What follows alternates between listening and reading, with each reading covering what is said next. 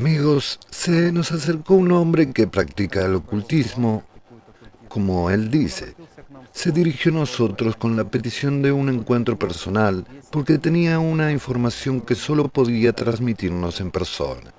Cuando nos reunimos, nos contó cómo nos había encontrado. En internet se encontró con un video sobre las prácticas ocultas de renacimientos conscientes, utilizadas por los principales líderes del Tercer Reich, y que hoy en día es hora de que se reúnan de nuevo para terminar lo que habían empezado.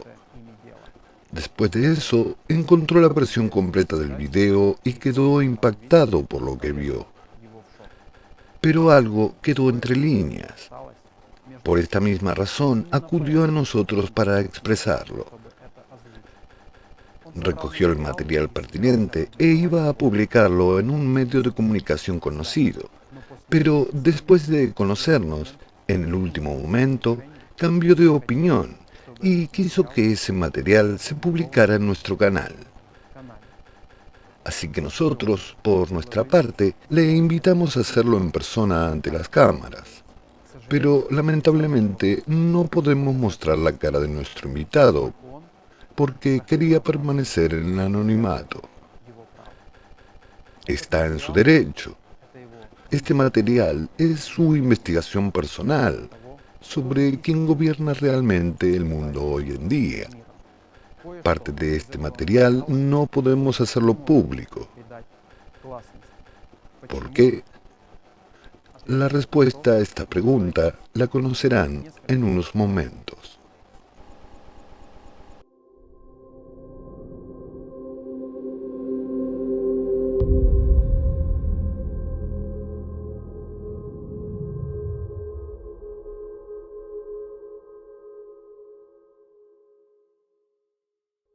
No vendría aquí sin razón.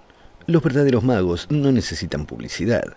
Nuestro trabajo se realiza en las sombras, mientras que lo que está disponible para el público en general es magia de bajo nivel.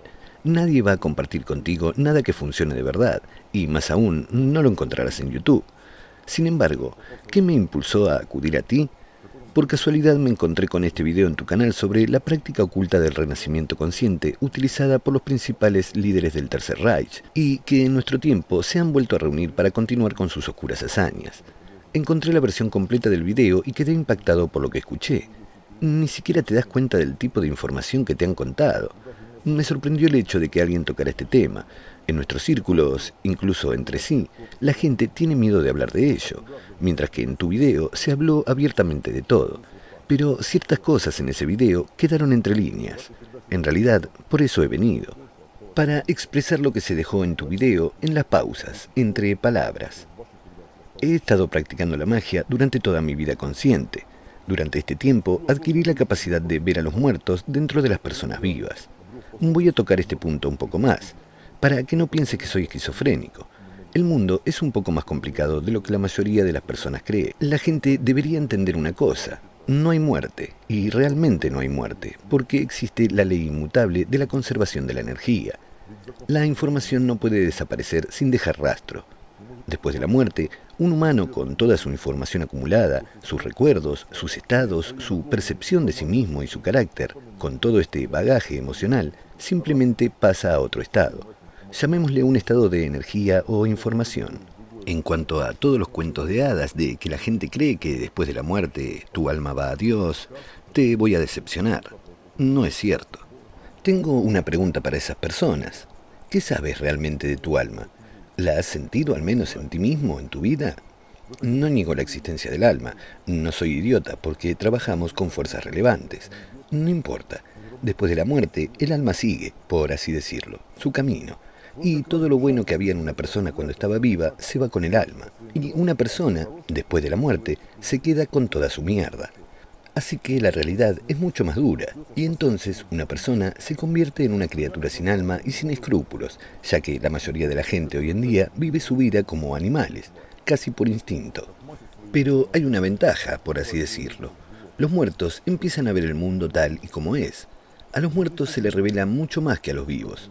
Lo haré sencillo. ¿Te has preguntado alguna vez por qué tantos brujos, videntes y demás trabajan a través de los muertos? Simplemente porque siempre da resultados. Porque un muerto hará lo que sea por una oportunidad de conseguir la vida. Si quieres un hechizo fiable, hazlo a través de un cementerio y verás lo que pasa. ¿Por qué los sacerdotes de todas las religiones realizan tantos rituales para los muertos? ¿Por qué están tan centrados en los muertos? Podemos ver a los muertos incluso en el dinero y en los íconos. La gente no se da cuenta de todo el alcance de la información sobre los muertos que encuentra cada día. En realidad, en eso se esconde un mecanismo importante. Toda la magia funciona a través de la imagen y el nombre de una persona. Es como una dirección de acceso a una persona, sabiendo que se puede contactar con ella e influir en ella. ¿Por qué los muertos dejan un camino para sí mismos? ¿Quién necesita más a quién? ¿Los vivos necesitan a los muertos o los muertos necesitan a los vivos? Un ser humano vivo posee lo más preciado, la energía de la vida. Cada vez que un vivo ve una imagen de los muertos, o si una imagen de los muertos aparece en su memoria, se establece un intercambio de energía e información, como resultado del cual los vivos comparten su vida con los muertos. Es física banal. No sé si recuerdas la ley de distribución de cargas, pero dice que si tomas dos objetos idénticos, por ejemplo, dos esferas, y una de ellas tiene una carga, no importa de qué signo, mientras que la otra esfera no tiene carga, entonces si las conectas, exactamente la mitad de la carga irá de la esfera cargada a la vacía. Así que con los muertos, el intercambio de energía funciona según el mismo principio. La única diferencia es que un muerto puede tomar diferentes cantidades de energía. Puede tomar un poco o la mitad, y a veces incluso toda la vida. Depende de la atención que la persona invierta en recordar al muerto y del tiempo y las emociones que le dedique. Y también depende del poder de los muertos, de lo mucho que puedan adherirse a los vivos, viniendo a ellos en pensamientos, en forma de imágenes o en sueños. Así que la gente subestima mucho el tema del destino post-mortem. Y cuando se den cuenta de la magnitud de lo que está ocurriendo, se les erizarán los pelos de la cabeza. Para muchos de nosotros, nuestro mundo parece horrible, pues es incluso peor de lo que creen. Después de todo, de hecho, los muertos están ahora gobernando el mundo. Esto es exactamente con lo que empezamos nuestra conversación, los renacimientos conscientes. De hecho, hay ciertas prácticas, y si una persona las conoce y las realiza, puede vivir más de una vida y conservar el recuerdo de la misma. En otras palabras, después de reencarnar en un nuevo cuerpo, puede tomar conciencia de sí mismo y seguir viviendo con la experiencia acumulada en la vida anterior. Y no se trata de ningún tipo de ficción. No hay que ir muy lejos para conseguir ejemplos. A menudo se pueden ver entre personas famosas. Por ejemplo, el Dalai Lama es un ser así. Bueno, con él no es tan sencillo, pero no es realmente el tema de nuestra conversación ahora. En realidad, lo que quería transmitir es que hoy en día hay muchos seres de este tipo, los muertos resucitados, y muchos de ellos están, por desgracia, dotados de poder. Detrás de muchos acontecimientos mundiales, como las guerras, las crisis económicas y las hambrunas, están los guionistas de esos acontecimientos, cardenales grises que gobiernan a los presidentes, a los reyes y a todos los que tienen poder. Me gusta llamarlos ajedrecistas negros. Están en la cima del poder. Poca gente sabe que solo hay 12 de ellos, y lo que casi nadie sabe es que esos 12 son los muertos resucitados. Por cierto, esto explica mucho de los horrores que ocurren en este mundo, porque una persona que ha renacido varias veces se convertirá inevitablemente en un asesino en serie o en masa. Está fuera de toda duda. Hay que entender que incluso después de la primera muerte no queda nada humano en una criatura así, y con cada renacimiento posterior la condición del muerto se agrava más y más. Es una escoria eternamente hambrienta, y para saciar su hambre requiere un sufrimiento humano aún mayor y la energía que la gente libera. Por lo tanto, las órdenes de tales seres en el poder serán siempre absolutamente destructivas. Provocarán una masa de muertes, una manifestación de miedo en la gente, sufrimiento y tormento. Por ejemplo, ¿qué haría un muerto si fuera un comandante militar o, digamos, un asesor de un alto funcionario? Llevaría a su presidente ingeniosos planes de ofensivas militares y describiría con mucho color cómo ahora derrotarán fabulosamente a todo el mundo y cómo después todo el mundo alabará al presidente por su decisión de poner en práctica este plan. Pero la mayoría de las veces ocurre justo lo contrario, y el ejército es derrotado en la batalla como resultado de tales planes. Sin embargo, lo que siempre ocurre es que la ejecución de este plan termina en muertes masivas, porque el muerto no necesita que el ejército gane. Lo único que le interesa es obtener la mayor cantidad de energía posible. Aleister Crowley habló muy bien de esto.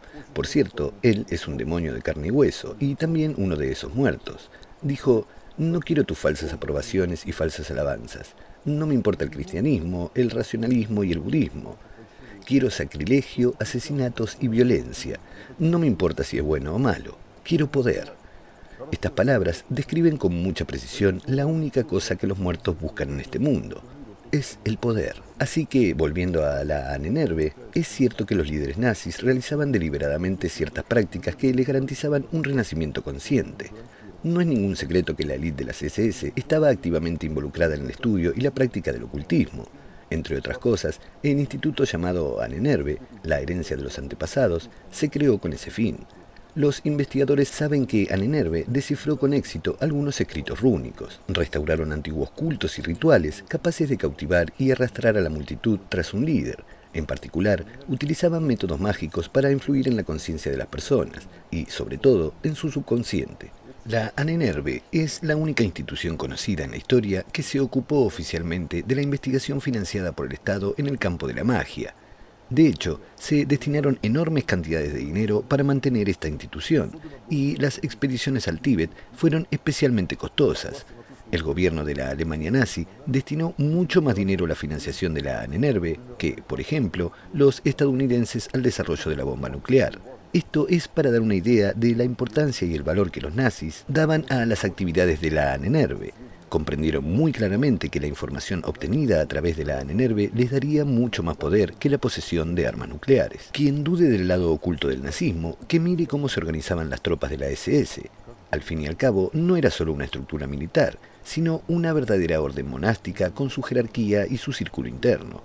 La organización de la SS fue confiada a Heinrich Himmler. Llamó a su creación la Orden Negra. Himmler construyó toda la organización de la Orden Negra de las SS a partir del prototipo de la Orden Jesuita de Ignacio de Loyola y, en parte, de la Orden Caballeresca Teutónica. Según la jerarquía, los verdaderos SS eran los portadores de los anillos de la cabeza de la muerte. Eran anillos de plata que representaban una calavera, huesos, una esvástica, la runa Agalaz, símbolo de la hermandad, y dos runas Sowilo, símbolo de la victoria.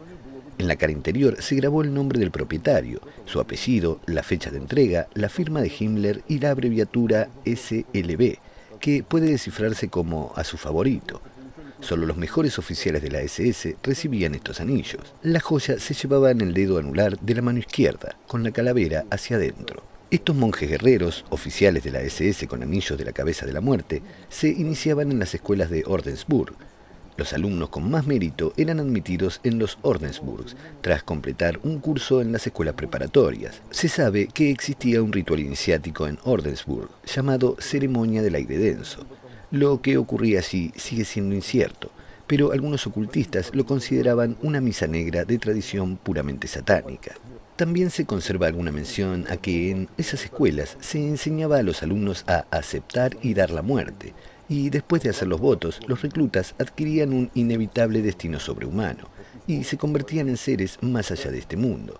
Ya no había retorno de la orden, y todos los iniciados en la orden se convertían más allá del bien y del mal. Una vez más, repito que se conservan todas estas menciones y redacciones. Si no se sabe de qué se trata, solo parecen bellas palabras para añadir importancia a la participación en la orden, pero cuando se sabe lo que hay detrás de eso, se siente un poco espeluznante. Mi teoría es que estos anillos de la cabeza de la muerte denotaban a los muertos vivientes y eran una señal para que se reconocieran entre ellos. ¿Sabes que se repartieron unos 14.000 anillos de la cabeza de la muerte? Imagina que toda esa gente se iniciara y practicara renacimientos conscientes. ¿Qué ejército de muertos hay en ese caso? Eso es un verdadero apocalipsis zombie. Por cierto, los nazis tenían un plan para establecer un estado separado que consistiría enteramente en miembros de las SS y que gobernaría el mundo. Resulta ser una historia sombría. Pero eso no es todo. La Orden Negra también tenía su propio círculo interno, formado por 12 personas más un 13º. Incluía a los líderes de la Orden Negra, que estaban iniciados en todos los secretos de las SS. Entre los miembros del círculo interno estaban Himmler, Göring, Hitler, Goebbels, Haushofer y otros. Según la enseñanza oculta, las fuerzas internas de los miembros del grupo forman una cadena conjunta, pero solo es posible utilizarla para los fines del grupo con la ayuda de un mago que, a su vez, no puede trabajar sin un medium que acumule poder. En este grupo, Hitler era el medium y Haushofer el mago negro supremo. En cuanto al poder que acumulaban, era el llamado poder Vril. Ya a principios del siglo XX existía una sociedad secreta llamada Vril. Los miembros de la sociedad creían que el Vril es una energía tremenda, de la que solo una parte muy pequeña se utiliza en la vida cotidiana. El que se convertía en un maestro del Vril se convertía en el maestro de sí mismo, de otras personas y del mundo entero. Ciertamente, Vril es solo uno de los nombres de este poder. En la literatura de investigación sobre las primeras formas de creencias religiosas, como el totemismo, el animismo, el chamanismo, se pueden encontrar referencias al poder del maná.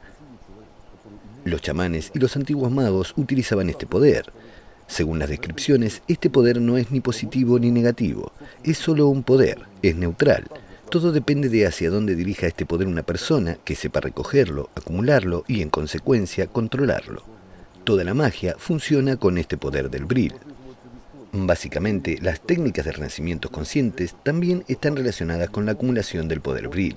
Entonces, ¿cómo aprendieron los líderes nazis las técnicas del renacimiento consciente? Este hilo está muy claramente trazado en la historia. Se trata de la conexión entre los nazis, la secta tibetana de los sombreros amarillos y la orden oculta japonesa, el Dragón Verde. Representantes de estas dos organizaciones fueron los que iniciaron a algunos nazis de alto rango en sus secretos. Para apoyar esta afirmación, les daré hechos históricos. Por ejemplo, se sabe que uno de los ideólogos del Tercer Reich, Karl Haushofer, por cierto, fue el fundador de la geopolítica y el inspirador ideológico de Hitler. Antes de la Primera Guerra Mundial, cuando Haushofer trabajaba en Japón, recibió la iniciación en la Orden del Dragón Verde. También se sabe que fue en una misión especial al Tíbet, donde estableció contactos con la organización de los Sombreros Amarillos y recibió un entrenamiento especial en un monasterio de Lhasa. Y debo decir que estos tipos, tanto los sombreros amarillos como los dragones, no son del todo humanos, o más bien son realmente inhumanos. Para ser sincero, me da un poco de miedo incluso hablar de ellos. Solo diría que su naturaleza es demoníaca. Si te interesa el misticismo y la magia tibetana, habrás oído que en esta región se conocen técnicas específicas de emisión de sonidos, mediante las cuales un lama puede separar fácilmente el alma del cuerpo, y una persona muere al instante. Pero poca gente sabe que esos lamas también pueden romper la cadena de reencarnaciones. Es decir, no solo matar a una persona, sino también matar a todas sus personalidades anteriores, privarlas de la oportunidad de seguir renaciendo. En otras palabras, el alma es simplemente sacada de la cadena de reencarnaciones. Por eso incluso los muertos vivientes tienen miedo de estos tipos. Por cierto, por esta misma razón, muchos de mis colegas, que son conscientes de lo que ocurre, prefieren guardar silencio al respecto para evitar un final intempestivo de su existencia en este mundo. En realidad, la Orden del Dragón Verde estuvo directamente implicada en la configuración de los acontecimientos de los años 40, proporcionando apoyo oculto a Hitler y su entorno y al desarrollo del nazismo en general. Creo que has oído esta historia cuando las tropas soviéticas entraron en Berlín. Encontraron un montón de tibetanos muertos con uniformes nazis, sin ningún tipo de documentos.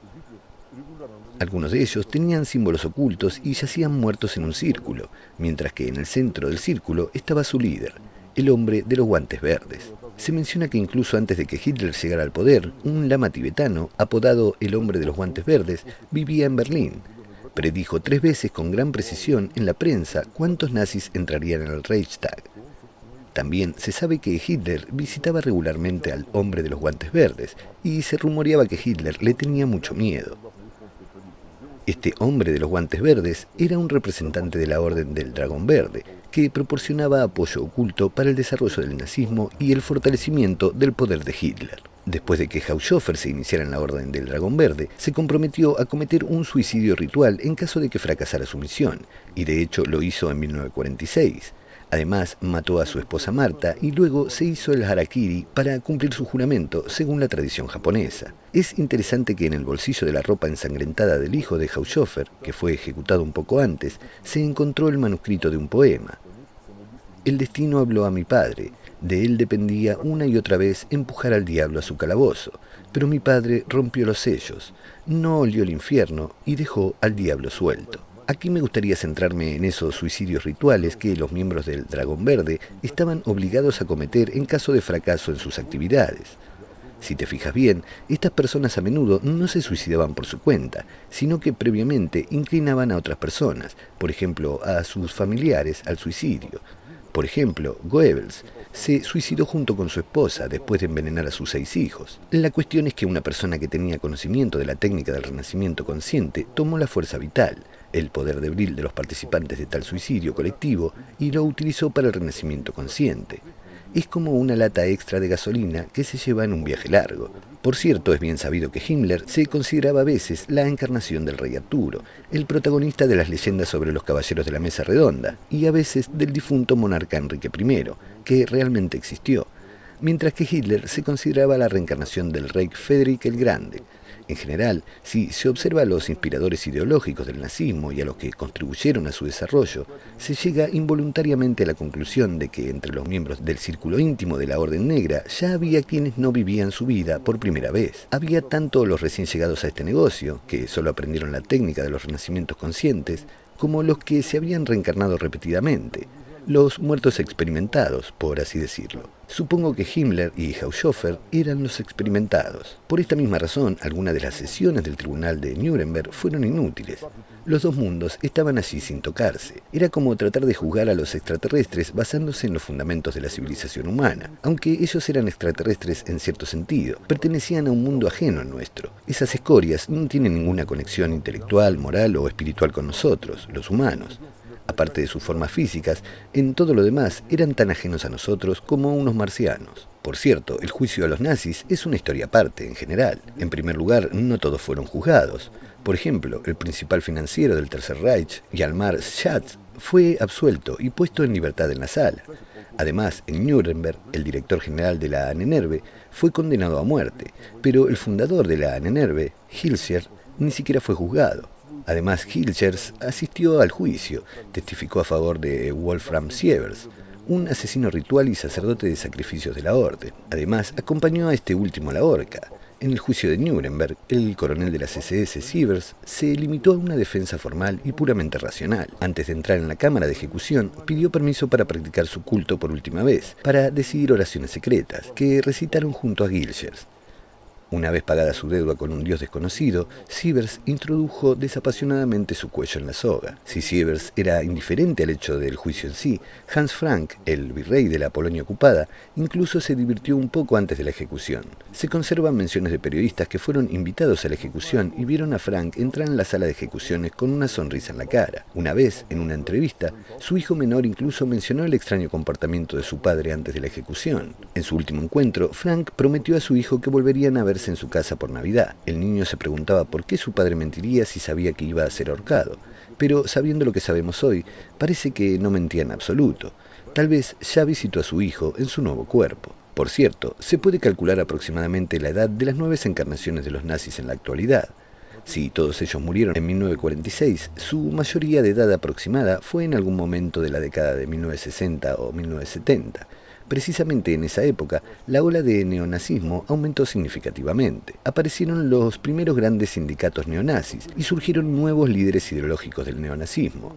El nazismo ganó su nueva ronda.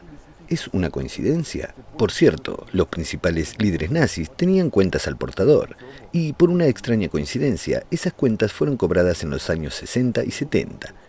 ¿Quién tomó ese dinero? Si fueron algunos familiares, ¿por qué esperaron tanto tiempo? ¿Por qué no retiraron el dinero inmediatamente?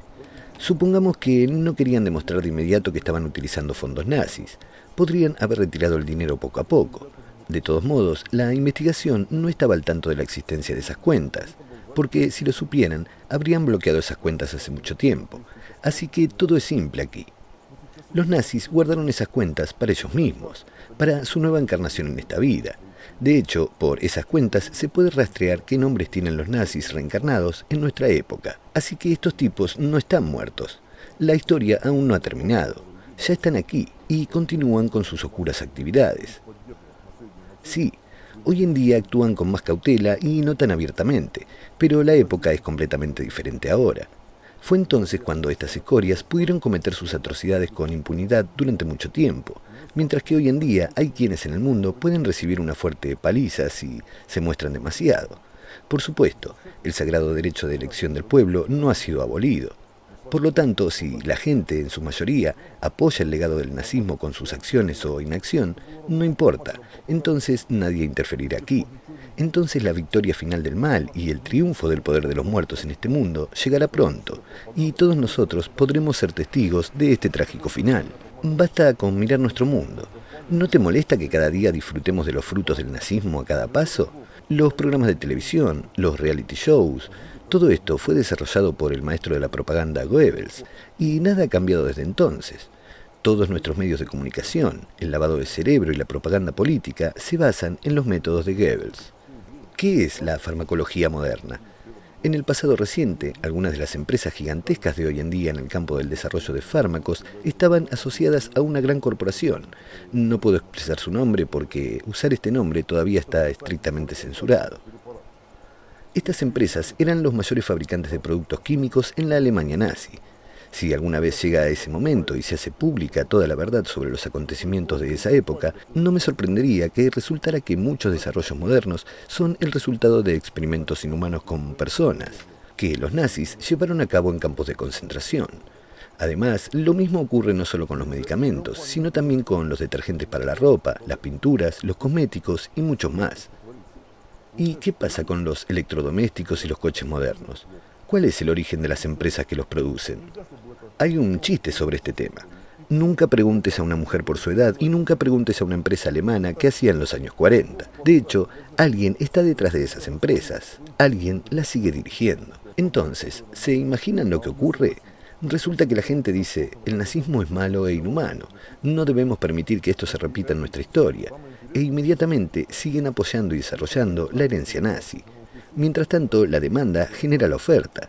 Así que, amigos, con nuestra aceptación pasiva de este formato consumista que se nos ha impuesto, con el que hemos estado de acuerdo, seguimos apoyando, inconscientemente, la ideología de los muertos.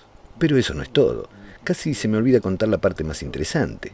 Hay un detalle que he omitido deliberadamente en mi relato para dejarlo para el final, como la cereza del postre. De hecho, solo hay un personaje detrás de todos estos acontecimientos. George Gurdjieff fue el maestro de Stalin y Hitler. Fue precisamente de él de quien aprendieron a influir en las masas. Hoy en día, mucha gente lo conoce como místico y filósofo esotérico. Les encanta escribir sobre él, ya que viajó por todo el mundo en busca de conocimientos secretos. En general, si se lee sobre él o se intentan leer libros que escribió, se tiene la impresión de un gurú zen un poco misterioso e inteligente. Pero detrás de la imagen de místico errante se esconde una escoria que vive más de una vida, y que en realidad es la que ha estado nombrando los papas durante milenios. A Gurdjieff se le llama el mecánico de las almas humanas por su concepto del ser humano como mecanismo, así como por su asombrosa capacidad hipnótica e incluso mística para controlar a las personas, conducirlas en la dirección necesaria, realizar experimentos psicológicos con ellas y conseguir su total obediencia. Como hombre muerto, con experiencia, Gurdjieff prestaba mucha atención a la muerte e incluso enseñaba a sus discípulos cómo morir correctamente. Decía que la mayoría de la gente muere como los perros, mientras que la forma correcta de morir no es para todos. En uno de sus libros describía una técnica que recomendaba a quien quisiera aprender a morir correctamente. Esta técnica implica que uno debe imaginar y visualizar claramente su última hora de vida en detalle, como una película.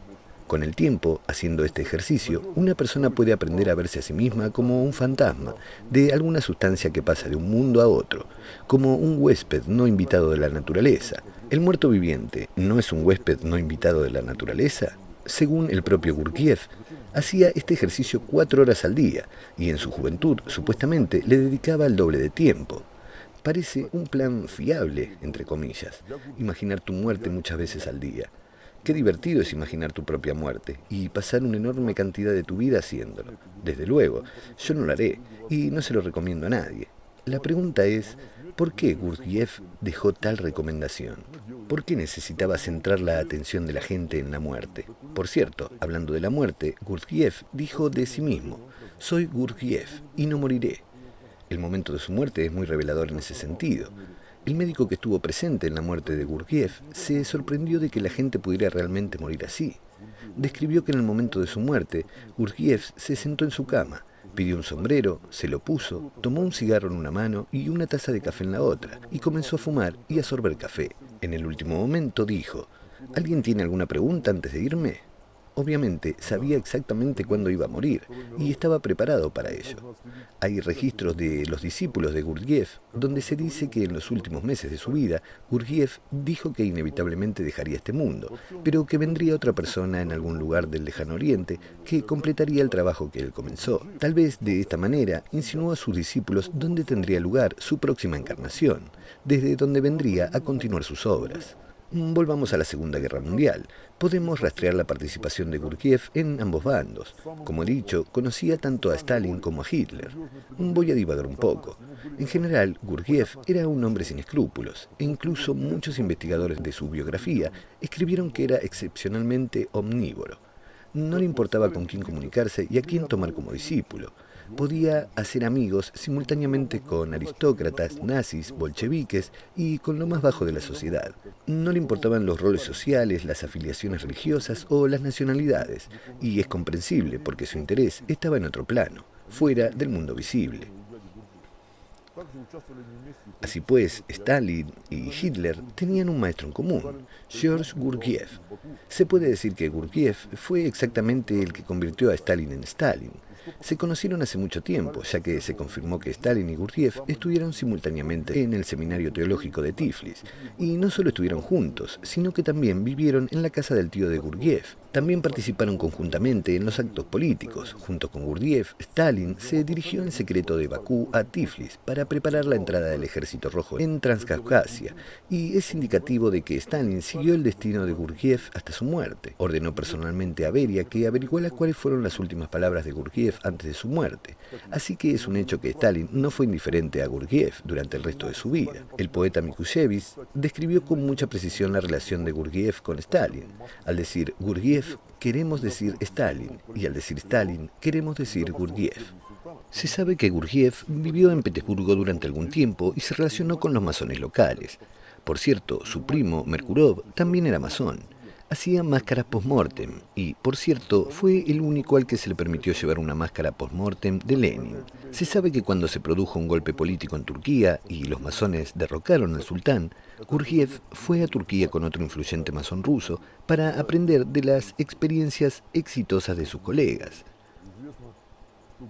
También hay otro incidente relacionado con la estancia de Gurdjieff en Turquía. Una vez Gurdjieff entró a un mercado y al salir comenzó una verdadera masacre. Esa es otra de sus habilidades, provocar conflictos mortales. Por cierto, esto revela una escoria en Gurdjieff, que se alimenta de la vida de la gente, tomando la energía para sí mismo. Pero continuemos con nuestra historia.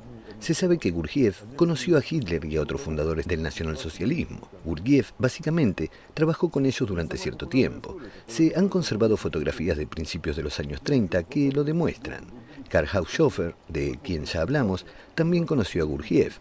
Una vez él y Gurdjieff viajaron al Tíbet en busca de las raíces de la raza aria, mientras que otros nazis fueron discípulos de Gurdjieff incluso antes de llegar al poder. Hay una historia muy conocida sobre uno de los discípulos de Gurdjieff. En los años 20, era un futuro general nazi, y ya en los años 30, cuando el antiguo discípulo iba por la calle acompañado de 2 soldados de la SS con perros, Gurdjieff, que se encontró accidentalmente con ellos en la calle, le dio una patada con la palabra «recuerda». ¿No te hace acordar esto a cómo se comportan los maestros zen con sus discípulos, golpeándolos con palos para que despierten? Una interesante coincidencia es que en 1944 este general participó en una conspiración contra Hitler. Seguramente fue ejecutado por ello. Si fue una sugerencia de Gurdjieff o la activación de un programa incrustado, es posible que nunca lo sepamos. De hecho, Gurdjieff fue exactamente quien estuvo detrás de muchas decisiones de los dirigentes nazis. Ayudó a Hitler a elegir la esvástica como emblema del Partido de los Nacionalsocialistas. Hay razones para creer a los discípulos del mago que Gurdjieff enseñó la hipnosis a Hitler como futuro Führer del Tercer Reich. Resulta ser una historia interesante. Tanto Hitler como Stalin aprendieron del mismo maestro cómo influir en las masas. ¿No te hace pensar esto? Se lo resumiré para que sea consciente de todo el panorama. El enfrentamiento entre las dos figuras más poderosas del siglo XX, Adolf Hitler y Joseph Stalin, que culminó en la confrontación más horrible y sangrienta entre los dos imperios más fuertes de la historia de la humanidad, fue básicamente una lucha entre dos discípulos de Gurdjieff, los dos magos, mientras que el principal cerebro de esta actuación permaneció en las sombras. Ahora por fin ha llegado el momento de sacar su persona a la luz, para que la gente conozca a sus antihéroes. Una vez, en uno de los artículos, me encontré con una comparación entre Gurdjieff y una araña. Allí estaba escrito que Gurdjieff era como una araña en el centro de una telaraña, en su poder mágico sobre la gente alrededor. Las almas atrapadas en la red de sus enseñanzas esotéricas se convertían en una sustancia energética necesaria para él, al igual que las almas inquietas se convertían en alimento para los demonios. Pero, ¿sabes lo más trágico de toda esta historia? Algo que nos afecta incluso a los que ahora vivimos en la Tierra. No es solo que la escoria de Gurdjieff esté ahora corriendo en un nuevo cuerpo, continuando con sus viles acciones, sino que todos nosotros seguimos alimentándolo con nuestra energía. Voy a explicar cómo funciona el mecanismo. ¿Recuerdas que hablamos del esquema de transferencia de energía vital de los vivos a los muertos? En este caso entra en acción un matiz adicional. Cuando la gente recuerda a Hitler o incluso simplemente invierte su atención en el nazismo como idea, su energía vital se dirige a quien estaba detrás de todo, a quien estaba detrás de Hitler y era en realidad el autor de esta actuación. En otras palabras, la energía vital fluye hacia la basura de Gurdjieff. Resumiendo todo lo discutido, diré que no sé lo que piensas al respecto, pero para mí es evidente que, junto con el ascenso del nazismo, la sangrienta guerra y las matanzas masivas, el otro mundo, el mundo malvado de los muertos, reinó sobre nosotros durante varios años. La verdad es que me sorprende mucho la gente que pretende no ver más que malestar militar y político en los acontecimientos de aquella época. Para mí es obvio que en esa época el mal se manifestó como nunca antes en la historia de la humanidad y estuvo muy cerca de la victoria. Me parece que la gente no se da cuenta de lo que, como civilización, estuvimos a un paso en aquella época. El nazismo fue uno de los puntos de nuestra historia en los que estuvo a punto de abrirse la puerta al otro mundo. Recordemos la historia de la formación de las religiones. Se necesitaron siglos para que un culto tomara una forma clara. ¿Y cuántas contradicciones siguen existiendo en cualquier religión moderna? Veamos cómo se formó el nazismo. En realidad, tuvo unos pocos años para su implantación. Durante ese tiempo se mantuvo la estricta disciplina. Toda la población alemana estaba completamente subordinada a esta idea, y el nazismo estaba a paso de tomar el poder sobre el mundo. El éxito del nazismo como culto superó todo lo que ha ocurrido en la historia. Seguramente esto no habría ocurrido sin el apoyo de las fuerzas ocultas y la participación de los muertos vivientes. Es un hecho terrible para nosotros. Sí, hemos ganado la batalla, pero aún no hemos ganado la guerra. Y lo que da miedo de esta situación es nuestra ignorancia del hecho de que estas fuerzas no han desaparecido. Han revivido de nuevo en nuestra época. Al fin y al cabo, las pruebas de que estos canallas ya se han reunido a nuestro tiempo y siguen haciendo su negocio ya son visibles. ¿De qué otra manera podemos explicar la hambruna inducida artificialmente y la promoción del canibalismo, en la que participan estrellas de Hollywood, políticos y otros servidores de estos canallas? No hay más explicación que el poder de los muertos en este mundo, que quieren privarnos de todo lo humano por completo. Piensa, ¿qué le pasaría a una persona que se comiera a otra? Ni siquiera eso. La pregunta adecuada es, ¿a qué lado hay que llevar a una persona? ¿Y qué principios morales y éticos humanos hay que romper en ella para que haga esto? ¿Te imaginas a qué estado van a llevar a la gente estos bastardos? Otra historia es la de la actitud tolerante hacia los pedófilos. ¿Has oído la noticia de que en algunos países europeos incluso se hacen folletos especiales en los que se enseña a los niños a no tener miedo de los pedófilos y a no huir de ellos, sino a ser amables con ellos, a no herir sus sentimientos, a no ofenderlos e incluso a ofrecerse a ser amigos suyos e invitarlos a casa? ¿Sabes qué hay detrás de eso? ¿Quién instala en la sociedad una actitud tan tolerante con los pedófilos? Exactamente esos muertos. Lo necesitan para poder esconder su aguja en el pajar. Necesitan acumular energía para acumular más bril. Necesitan niños para eso, para sus rituales oscuros. Saben que se avecina un colapso climático y se están preparando para la gran transición. Esperan que se produzca. ¿Por qué decidiste expresar todo esto? Creo que la gente debe saberlo, y porque yo también quiero vivir.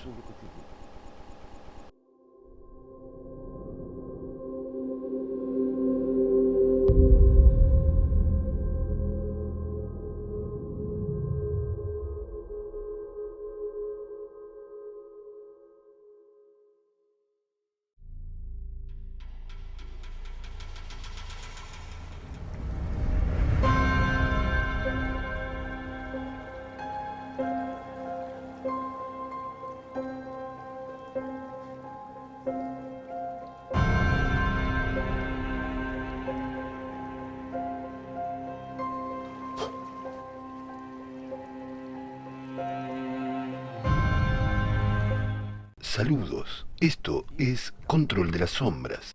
Cada persona en su vida se enfrenta repetidamente con la magia, y lo que es inexplicable, cuando se enfrenta a esto, a menudo se olvida, aunque la consecuencia permanece. Y aquí está la pregunta: ¿qué es la magia?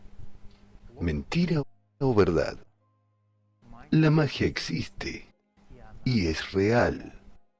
Si la magia fuera una fantasía o un engaño, no existiría durante tantos miles de años. Y a lo largo de este tiempo, ha seducido y tentado a las masas hasta el día de hoy. La magia es la religión más antigua y con más adeptos. La religión de Satanás, cuyos seguidores son incluso ateos. Es por eso que todos los profetas han hablado en todas las épocas sobre la inadmisibilidad de la práctica de la magia, que la magia lleva al infierno. Y, sin embargo, algunas religiones, originalmente construidas sobre las verdaderas enseñanzas traídas por los profetas, hoy en día se dedican abiertamente a la magia. Llevan a cabo rituales mágicos, ofrendas, sacrificios. Pero, después de todo, los profetas no lo hicieron y, además, legaron no hacerlo. Todas estas acciones son impuestas por el diablo, así como la mendicidad supuestamente de Dios, bienes materiales, salud.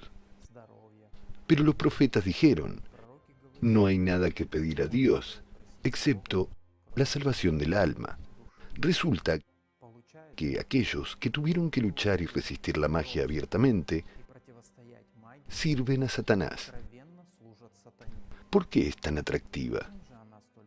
¿Cómo las personas son conscientes del mal y, sin embargo, cambian lo eterno por lo material, momentáneo y fantasmal? Sí, el mundo invisible existe y es diverso, como el océano, lleno de vida desconocida. Y con ustedes, amigos, nos gustaría revelar un poco más de lo que realmente es la magia. ¿Por qué es tan tentadora? ¿Y cómo funciona realmente el mundo invisible?